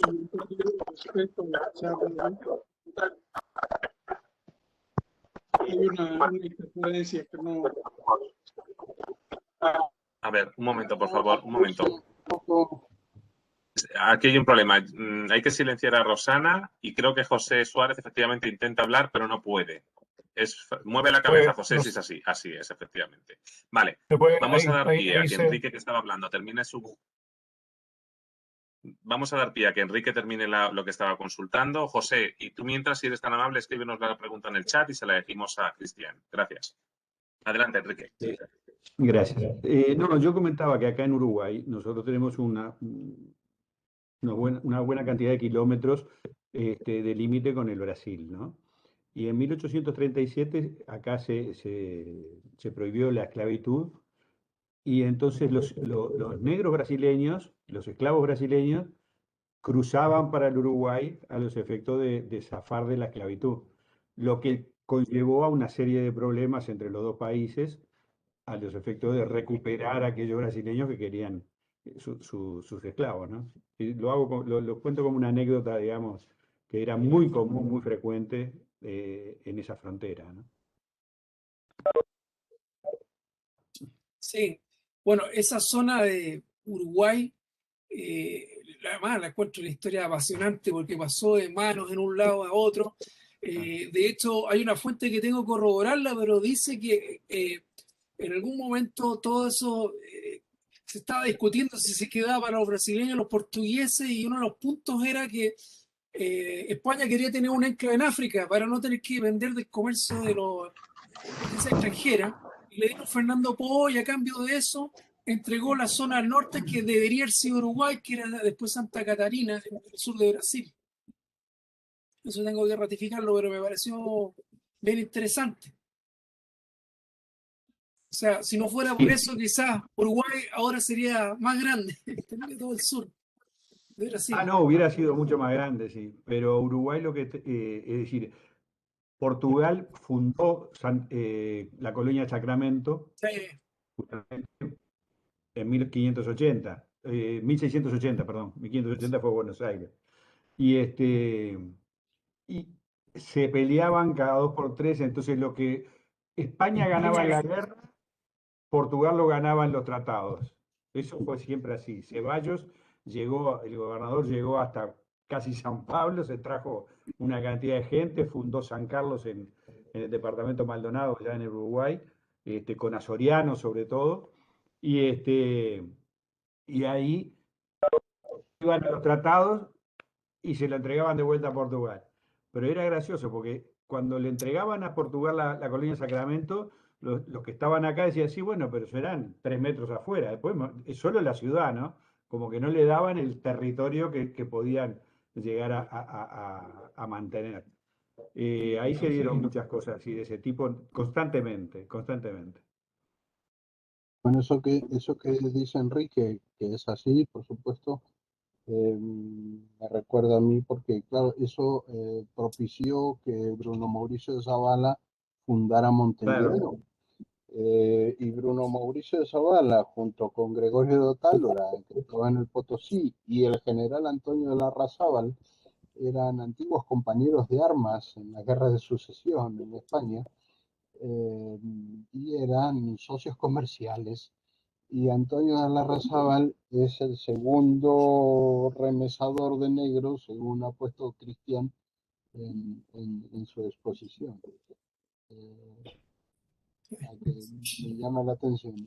Luego, lo que decía Enrique, ¿no? De las misiones orientales, o sea, el Sacramento, que iba, volvía, lo que se ganaba por las armas se perdían las paces que se hacían en la corte, no allí, y la pérdida de las misiones orientales con la Guerra de las Naranjas, para mí es uno de los más importantes antecedentes, que muchas veces se pasa por alto, pero para mí es uno de los más importantes antecedentes de la independencia del Río de la Plata.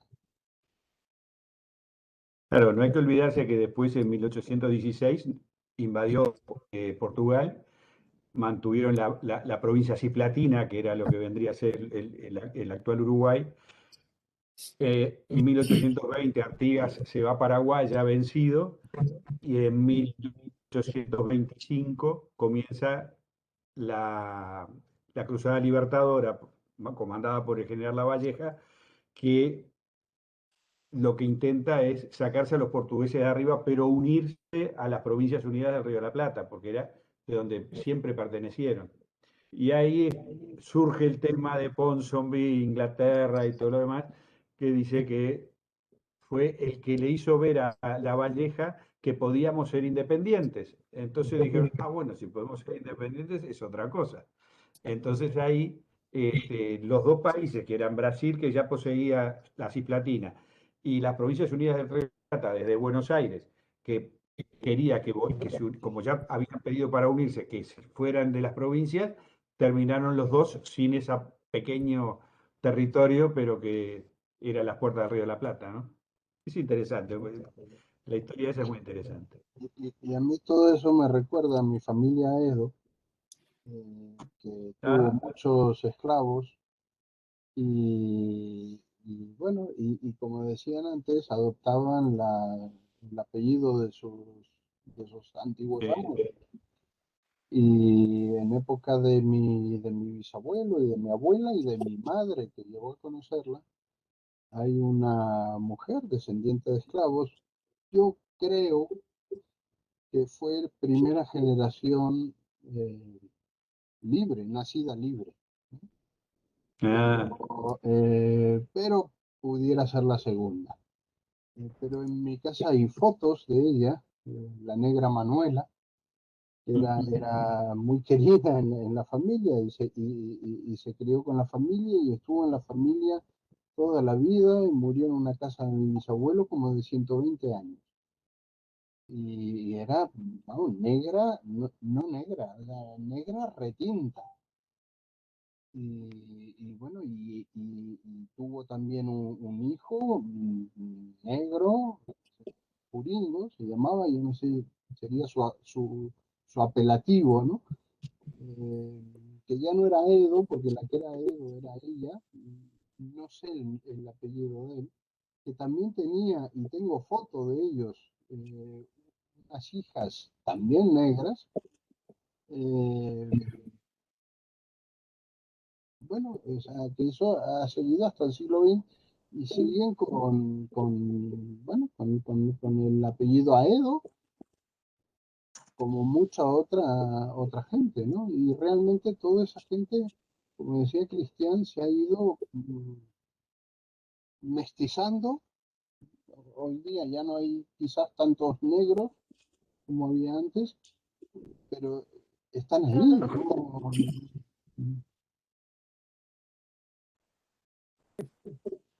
Hay un caso muy interesante del mestizaje más antiguo. No estaríamos hablando del siglo XIX o incluso del siglo XX, como comentaba Mariano con la negra Manuela. Aunque es del XIX, si no me equivoco, ¿no, Mariano? Esta señora, además, yo he visto fotos de esa señora.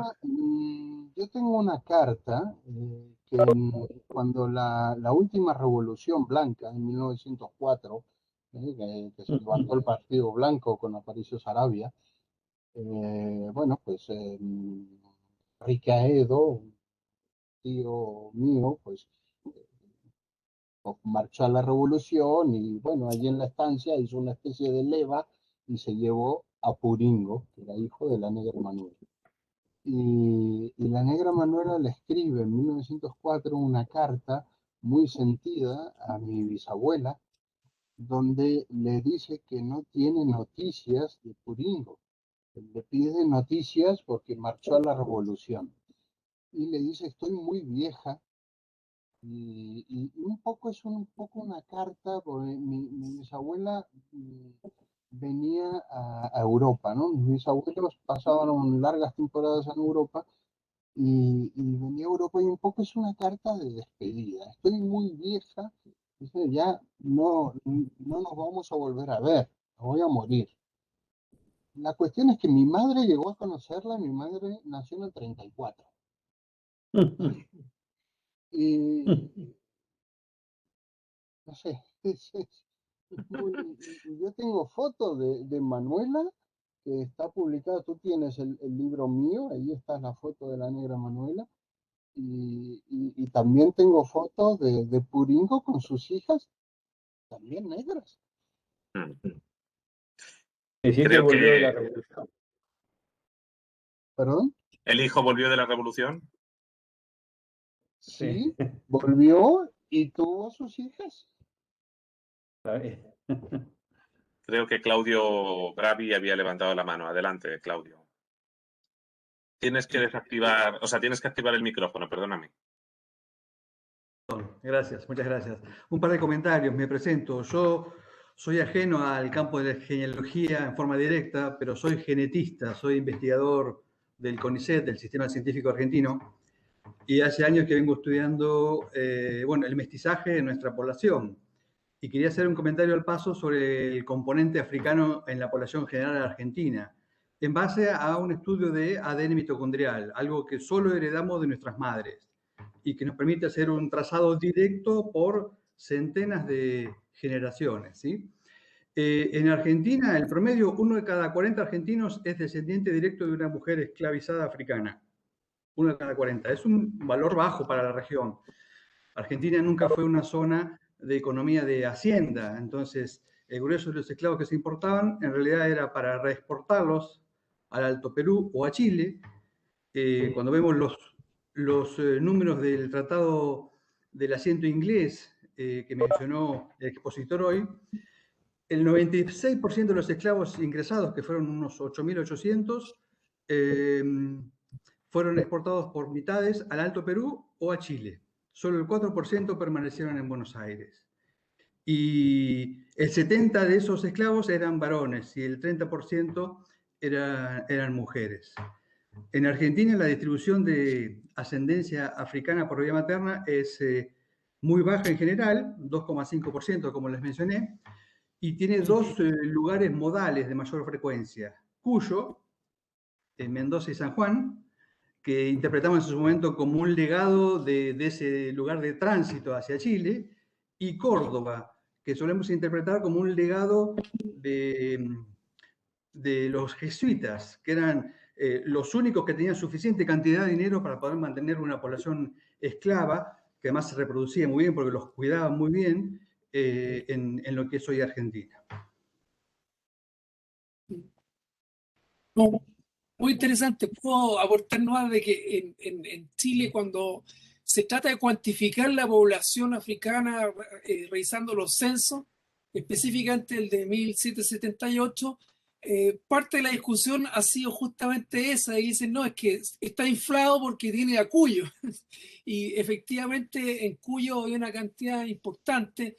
No me he metido mucho para saber las razones que demandaron esa mayor mano de obra africana, pero sí he visto registros en Mendoza y es impresionante la cantidad de negros que están ahí. Entonces, es entendible que ahí el marcador sea un poquito más alto que en otros lados. Sí. De hecho, el militar afroargentino de más alto rango, el coronel Barcala, era de Mendoza. ¿Sí?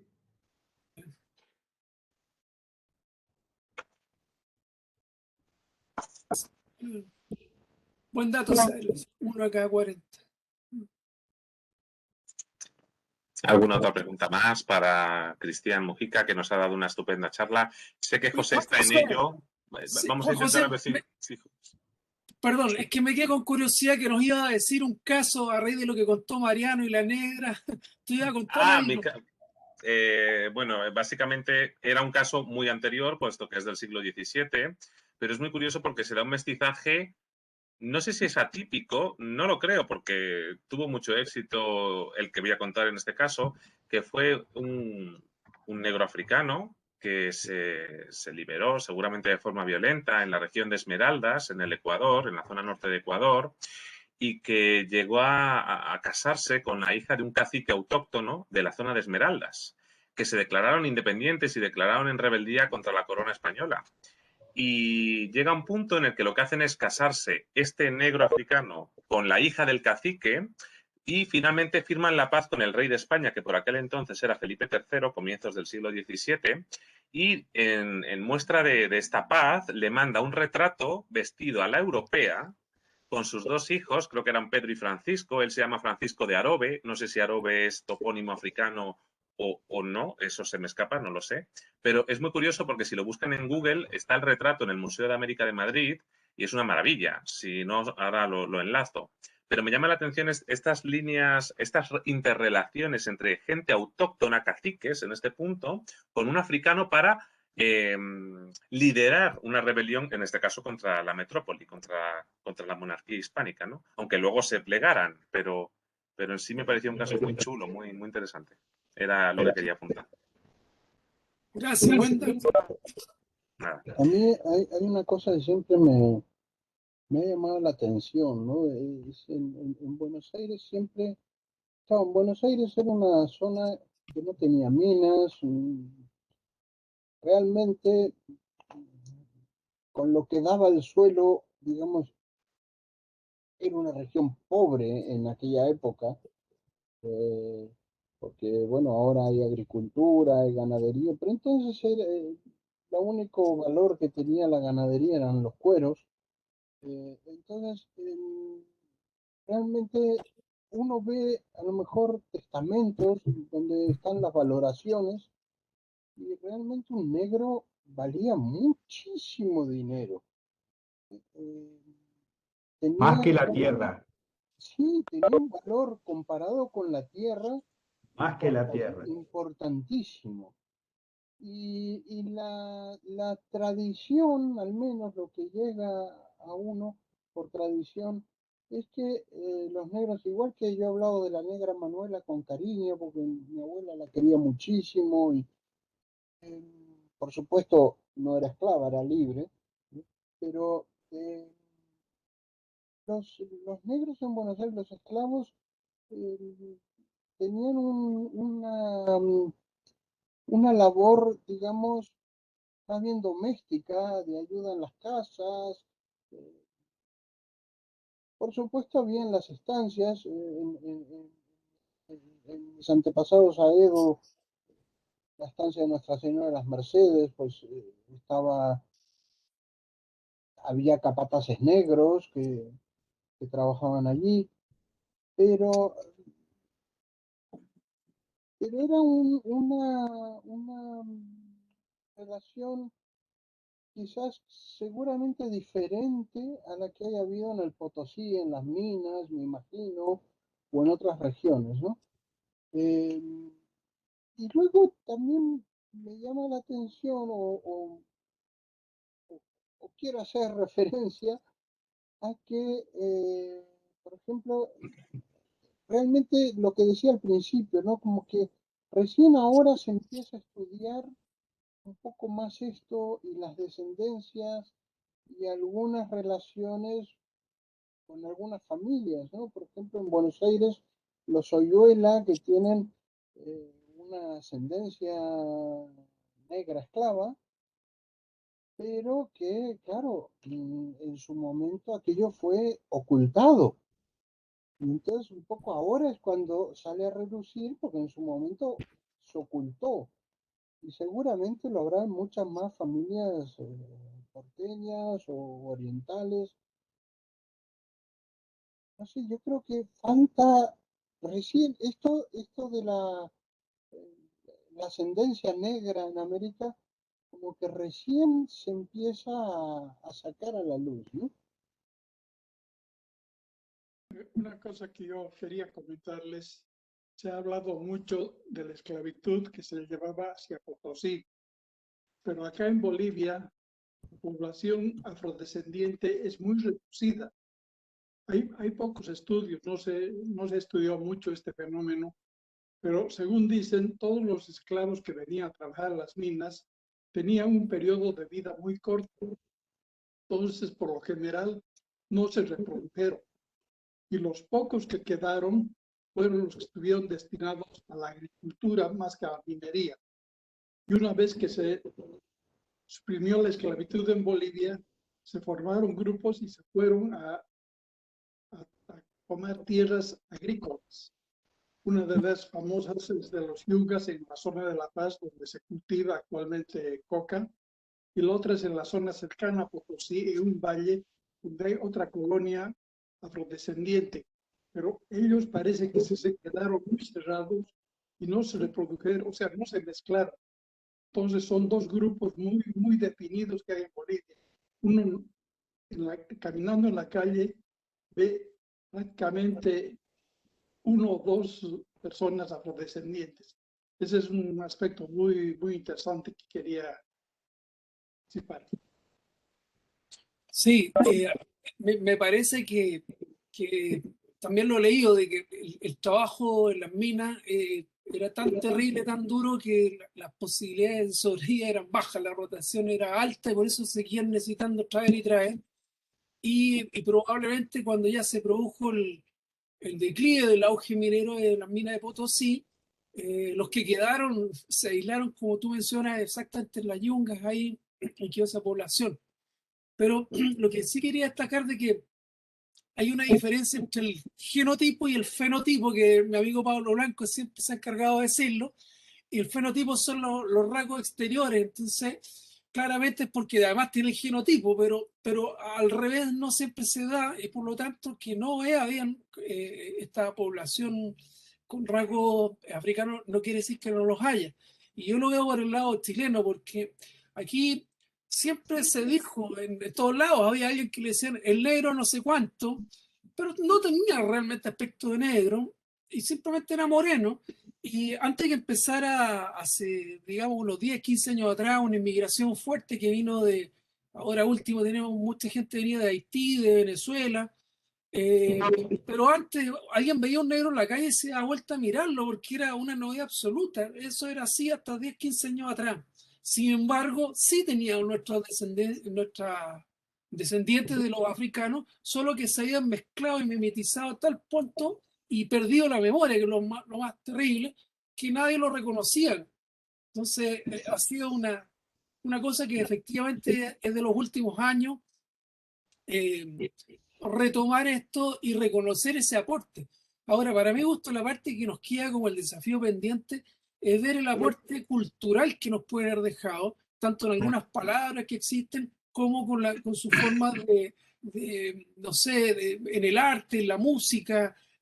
Hay una labor ahí que está todavía pendiente por ese lado, que tenemos que rescatar. Creo que nosotros acá en Chile podríamos decir que la tercera pata de nuestra mesa, aparte de los pueblos de origen y los europeos, son este componente africano. Si bien más chico numéricamente, pero relevante también.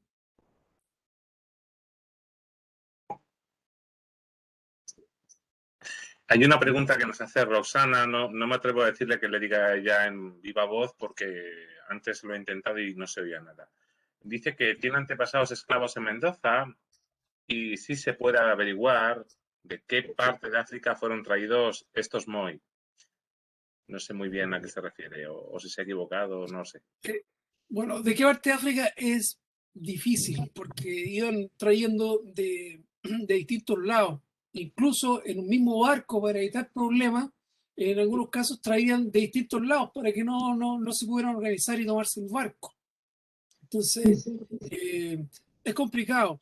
Y bueno, uno ve en las declaraciones, en algunos casos, ellos mismos mencionan, o por el barco de donde venía, dicen negro de Guinea, negro de Angola, porque de ahí salió el barco, pero no necesariamente venían de ahí. Entonces, es difícil.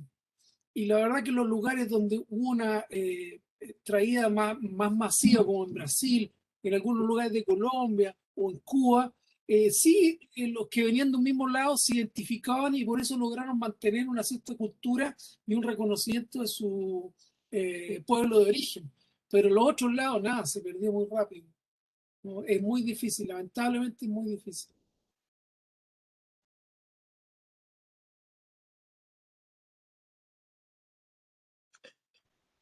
¿Alguien más quiere alguna última intervención, alguna última pregunta?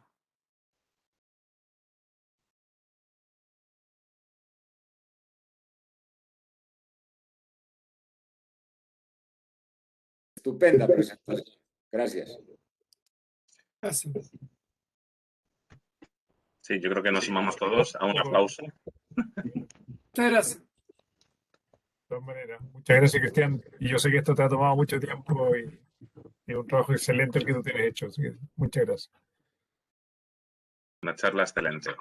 Pues sí, Cristiano, una charla fantástica. Y bueno, yo creo que ha dado pie a aprender muchas cosas y bueno, y a pasar un rato entretenido que al final es lo que nos une a todos, ¿no? Y bueno, pues con esto acaba las actividades del mes de julio. Y bueno, y en agosto, aunque aquí en España estamos de vacaciones todos, pero aún así tendremos nuestra tertulia y también una charla interesante sobre algunos apellidos vascos que nos dará Roberto Azategui.